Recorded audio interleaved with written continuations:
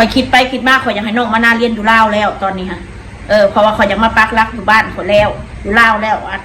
ข่อยบ่อยากเศร้าอยู่ลาวเนี่ยไทยเนี่ยค่าใช้จ่ายมันเยอะ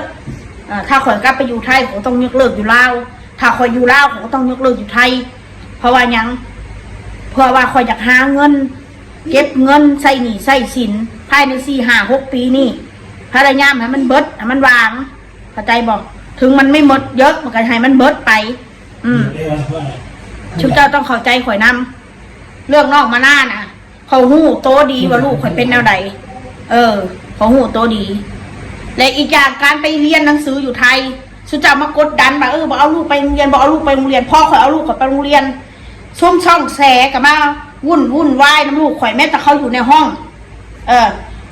คุณครูถ่ายคลิปเขาเอาคลิปลูกเขาไปจังสั้นไปเปรียบเทียบว่าดูลูกมันแตกต่างกับคนอื่นนู่นนี่นั่นถ้าคุณจุดประสงค์จริงที่แท้จริงน้องมนาเขาก็คนไทยสัญชาติไทยคุณไม่ควรไปยุ่งวุ่นวายกับเด็กที่โรงเรียน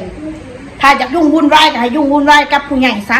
อย่าไปก้าวไก่เรื่องน้องมนาเนี่ยเอาเด็กคนอื่นแล้วมาเปรียบเทียบกับลูกข่อยไอ้พวกช่องแสน่ะซุเจ้าคิดว่ามันดีบอขอถามเนี่ย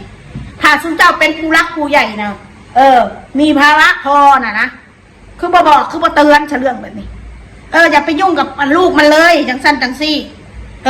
อยากยุ่งกับกูนี่กับผัวกูนี่ไม่ต้องเอาลูกกูไปข้องเกี่ยวหรือจะเข้าไปยุ่งวุ่นวายในห้องเรียนเขาดูมันทำปัญญาอ่อนดูสิเพื่อนทำแต่มันก็ไม่ทำตามดูสิดูลูกมันสิก็เด็กมันเป็นปัญญาอ่อนนั่นสู้แต่เขาสู้ว่าปัญญาอ่อนกับปัญญาอ่อนน้ำสู้อะไรสู้สิว่าในใดสักก็เด็กมันบ่เต็มสู้สิว่าในใดเด็กน้อยมันบ่เต็มร้อยท่าแค่ยังของเรียนไปยุ่งวุ่นวายแม้แต่คุณครูเขาถ่ายคลิปอยู่ในกลุ่มนะ